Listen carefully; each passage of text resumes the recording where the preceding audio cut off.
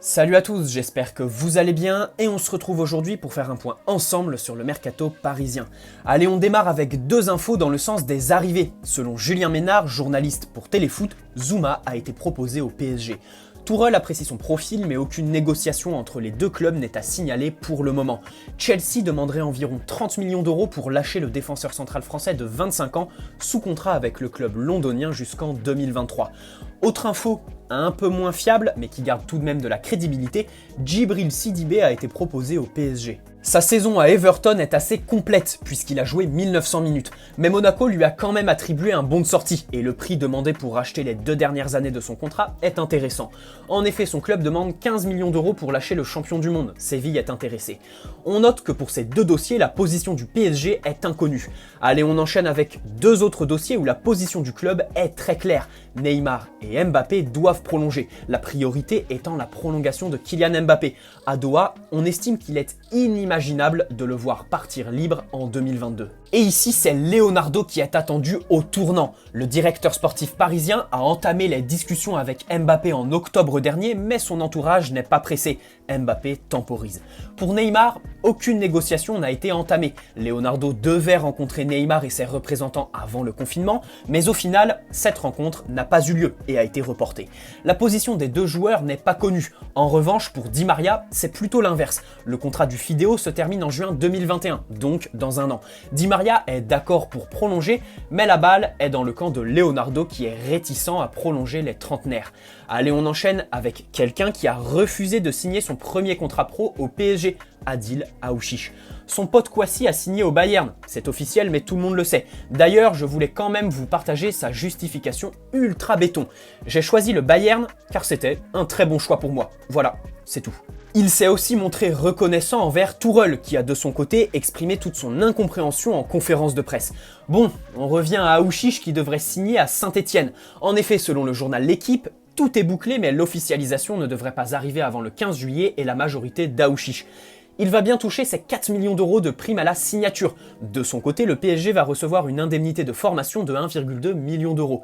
Aouchiche touchera 100 000 euros bruts mensuels, ce qui fera de lui un des joueurs les mieux payés de l'effectif stéphanois, avec 1 heure de jouer en Ligue 1.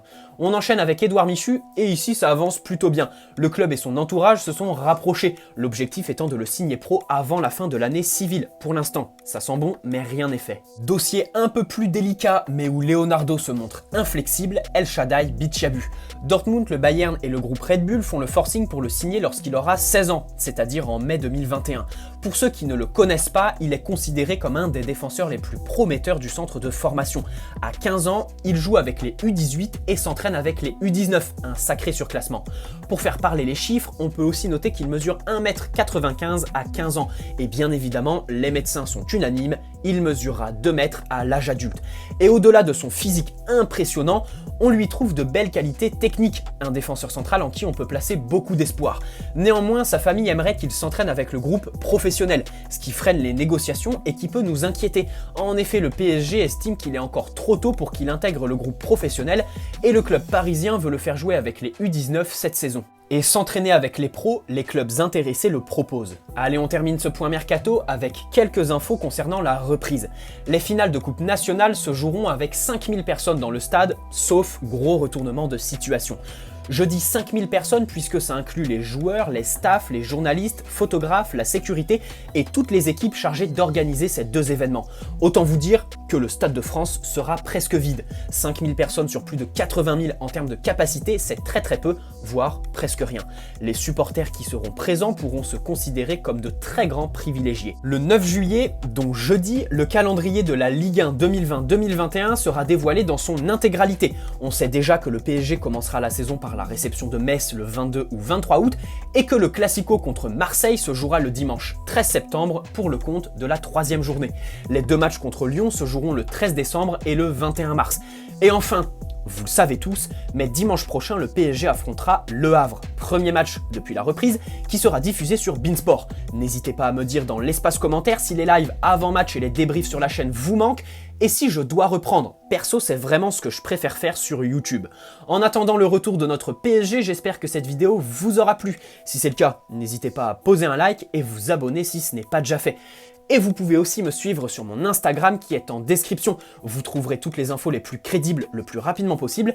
Et on se retrouve en live 2 ou 3 fois par semaine. Bonne soirée à tous. Allez Paris. Ciao.